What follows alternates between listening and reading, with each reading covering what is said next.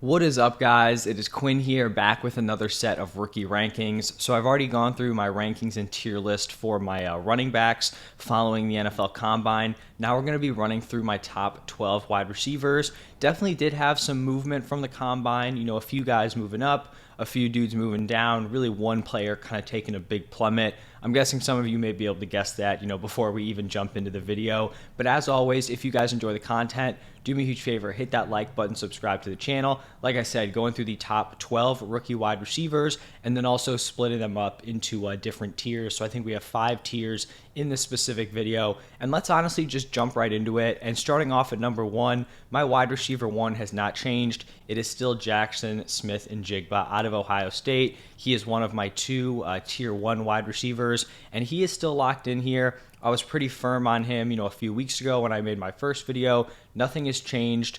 He has the production that we like to see. He's a dude that kept pace with an older Garrett Wilson and, arguably outproduced Chris Olave. Now, I think a lot of people come out and they say, oh, Jackson Smith, he blew those guys out of the water. Because when you look at the counting stats, he went for over, I think, 1,600 yards as a sophomore. But we have to remember, those were not all games where those 3 played together. So up on the screen, I have the splits in the 10 games that those 3 players played together. So you can see him and Garrett Wilson pretty much neck and neck when it comes to receptions, receiving yards.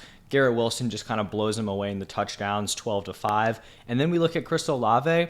Jackson Smith-Njigba had more receptions, more receiving yards. It's just the touchdown number, again, also for Olave. That's kind of the difference there. Olave at 12, Jackson Smith at 5. But we just saw Garrett Wilson and Chris Olave go to the NFL, have a ton of success. Those dudes were both older than Jackson Smith-Njigba, and now he's stepping into the NFL.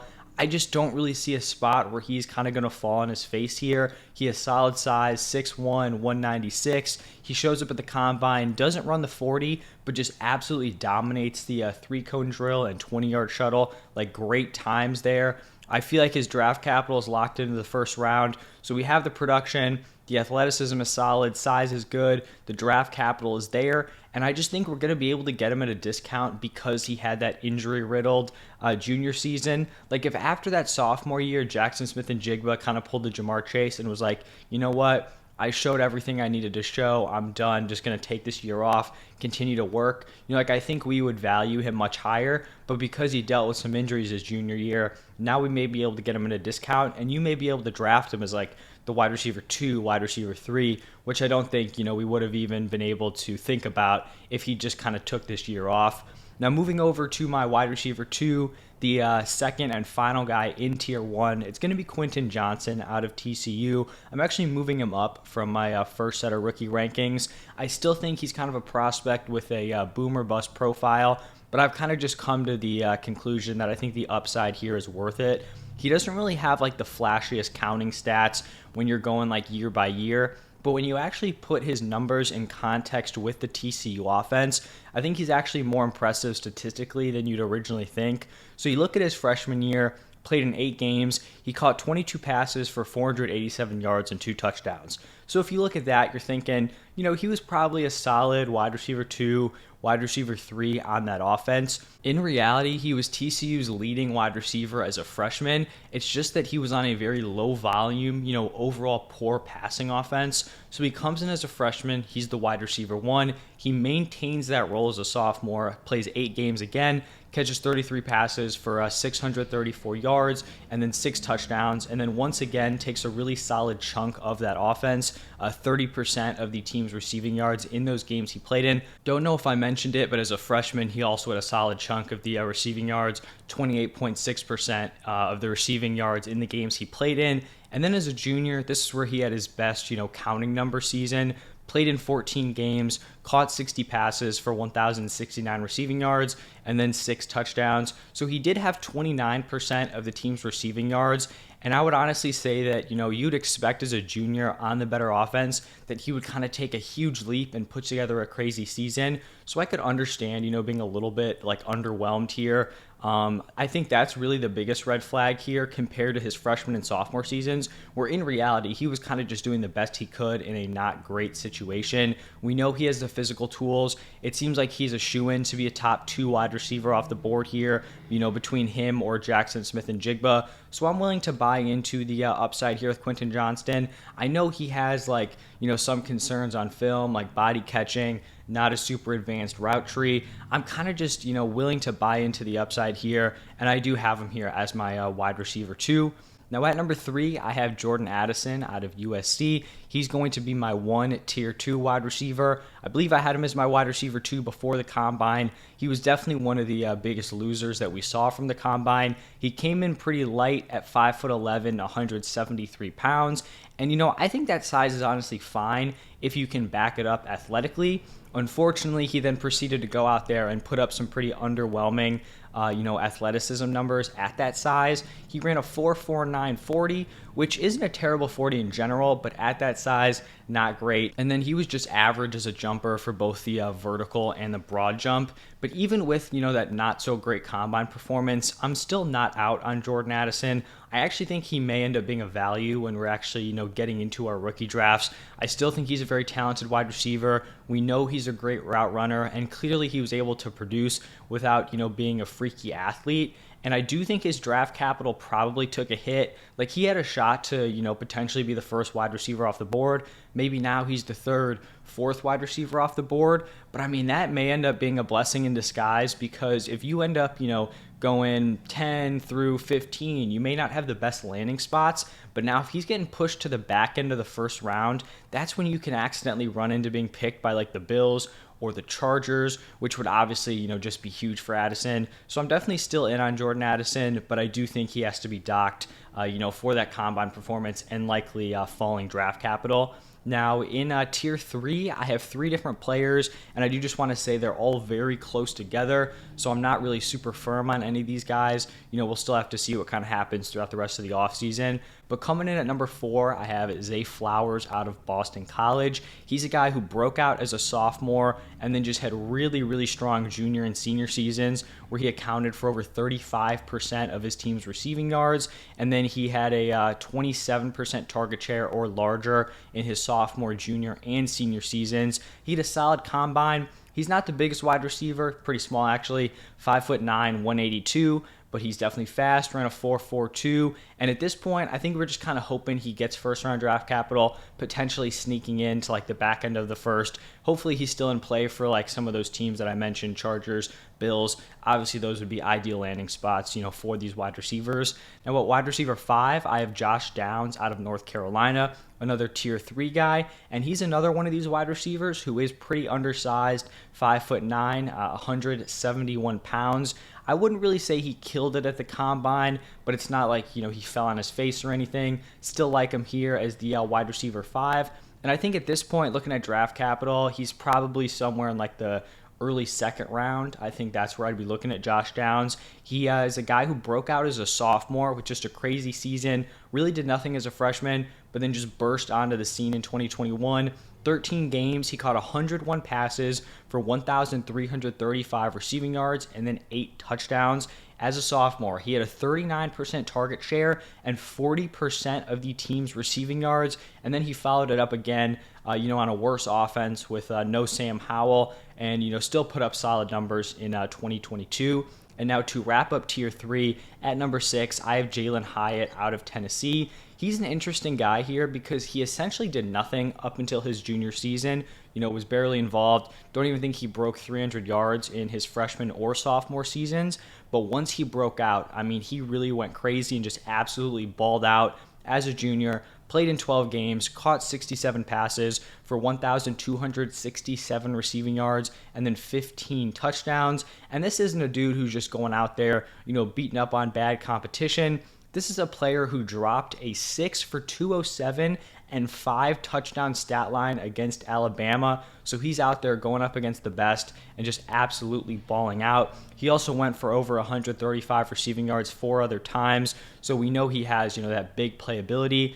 There's some of the red flags here for Hyatt. Obviously, we have the fact that he didn't break out until his junior year. The other one is just his usage. He could be a kind of one-dimensional player. They used him basically exclusively down the field, and it's possible he has those other skill sets. We just haven't seen it, but it's also possible, that's where he's going to be locked into at the NFL level. So, he could be a little one-dimensional. He's probably never going to be, a target hog commanding, an insane number of targets, but I think he could give you some monster games, especially if he gets put in the right offense.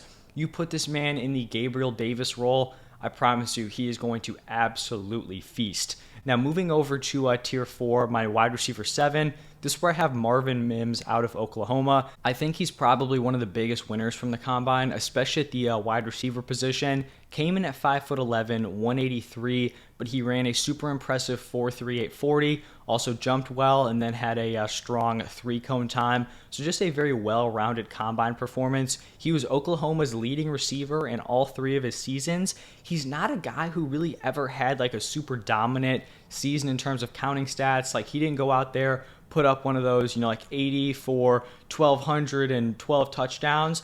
But being the wide receiver 1 for all 3 of his seasons on, 2 really strong Oklahoma teams. Obviously, Oklahoma struggled this past year, but we look at 2020, 2021. I think both those teams went like 9-2 or something like that. So those were very good offenses. Those were top offenses in the nation. And as a freshman, he was the wide receiver 1 on those teams. So someone who's probably going to be getting second-round looks. Definitely someone I think we have to be interested in at this point. At wide receiver 8, also in tier 4, I have Xavier Hutchinson out of Iowa State. I really think the combine was pretty much what I expected. Nothing super notable. He's not a guy who's going to win by being a freak athlete. So, his unimpressive times and jumps, not really something that swayed me here. The only problem is, it may affect his draft stock. He's a guy who had very solid production in his first 2 college seasons after being a redshirt freshman. So in 2020, he caught 64 passes for 771 yards and 4 touchdowns. Then in 2021, 8 for 987 and 5 TDs. And then his best season came this past year, which was actually on a very rough Iowa State offense. This is a team that had lost Brock Purdy. They lost Breece Hall, and he goes for 107, 1,171 receiving yards, and then 6 touchdowns. Did that while having a 34.1% target share with 37% of his team's receiving yards. I really think he's a player who can come in at the NFL level, can command a lot of volume, be a really strong guy in PPR formats. The only issue I'm seeing at this point is I just don't know if the draft capital is going to be there. You really want to see him be a day 2 pick. Day 1, first round, out of the question. Day 2 would be ideal. If we start seeing him falling to round 4, round 5, at that point, we were just going to have to move him back because there are going to be a lot of other day 2 wide receivers. But I hope he gets that capital. He's just not a guy who is a super, flashy athleticism, all of this stuff. So that may hurt him, but I still like him here, and hopefully he does get that draft capital. Now, sticking in tier 4 at number 9, I have Cedric Tillman out of Tennessee. He's a pretty interesting player to look at because he's coming off of his 5th college season, and he is going to be 23 on draft night. So, that's definitely not ideal there. If we're looking back at his, kind of career at Tennessee, limited by injuries in 2022, which led to him only appearing in 6 games. I think a lot of that is the reason why Jalen Hyatt was able to have his huge breakout once, Cedric Tillman went down. His best year came in 2021, where he caught 64 passes for 1,081 receiving yards and then 12 touchdowns. I think what's notable about that 2021 season is that, like I talked about with Hyatt, Hyatt wasn't really, super involved on that team. So we had Tillman actually playing ahead of Hyatt, who then obviously goes on to have a monster junior season. At this point, I'm expecting him to be somewhere in day 2, so round 2, round 3, but we'll kind of see where he ends up going. And then to wrap up tier 4, this was probably the biggest faller from my first video. At number 10, or wide receiver 10, it's going to be Kayshon Boutte out of LSU. Like I said, big faller from the combine. And we're just kind of at the point where I don't think we can keep just grasping at his early breakout. Obviously, he was a guy who had very impressive freshman and sophomore seasons. But really since then, everything has just been negative. He only ended up playing in 6 games in 2021 due to an ankle injury, but he was very impressive in those 6 games. So now coming into the 2022 season, we're thinking he's wide receiver 3, wide receiver 2, maybe even wide receiver 1 in this class if you weren't a huge fan of Jackson Smith and Jigba. Looking back on it, that ankle injury may be more severe, than we initially thought, because it just has not been great since then. Very underwhelming in 2022. 11 games, caught 48 passes for 538 yards and 2 touchdowns. He's had some off the field stuff, with coaches. So, we have all these things kind of piling up, and you could kind of excuse those if he was able to go out, get solid draft capital, perform well at the combine. He comes in a little smaller than expected, 5'11", 195, runs a 4.5 40, which I guess is fine, not great, but it's all right. And then he just jumps horribly. He was the worst wide receiver in the vertical, and then the second worst in the broad jump. I honestly don't even know why his agent had him do this. It just seems like a big misstep. You think he could have avoided it somehow, but he kind of seemed like an early second-round pick heading into the combine. Now I'm not even sure if he's going to be going day 2, so definitely, trending down here with Kayshon Boutte. Now entering the final tier, tier 5, at number 11, this is where I have Rashee Rice out of SMU. Honestly, might have butchered that first name. He's a guy who had decent production through his first 3 years, and then he really kind of broke through in 2022. 12 games, caught 96 passes for 1,355 receiving yards, and then 10 touchdowns. For me, the issue here with Rice is that he has that late breakout, but he's going up against pretty poor competition, which isn't ideal because you've got a guy in his 4th college season now balling out against 18, 19-year-old kids who aren't even, the best 18 and 19-year-olds in the country. It does seem like he's getting some day 2 hype, so that could kind of help him here. And, maybe he does end up going late second, maybe even the 3rd round. And then at 12 and 13, I know I said top 12. I just kind of wanted to give 2 different guys shout outs here. I've got A.T. Perry and then Tank Dell, who are going to wrap up this tier. And these dudes are 2 completely different wide receivers. A.T. Perry, 6'3.5", 198. This is a big dude. And then we have, compared to Tank Dell, who's 5'8", 165. So, pretty tiny. And I think, if I'm being honest with myself, A.T. Perry is definitely the better option here. I just think he has a much clearer role kind of transitioning into the NFL. But for Tank Dell, I kind of just thought I had to give him a shout. His athletic testing was kind of underwhelming for how small he was. But if you just watch this dude in college, he was just an electric player. I'm just not sure if that's going to be able to translate to the NFL. Maybe he's a guy who can break off a few big plays throughout the season. But, does that actually translate to fantasy production in your lineup? We'll see. I'm wondering what kind of draft capital he'll get. I'm guessing Perry will go somewhere 3rd, 4th round. Maybe he sneaks into the 2nd. But that is going to wrap it up for this one. If you guys did enjoy, hit that like button, subscribe to the channel. Going to continue putting out rookie content. Going to be talking about some free agents, giving free agency updates, all of that stuff. So thank you all for stopping by, and I will see you in the next one.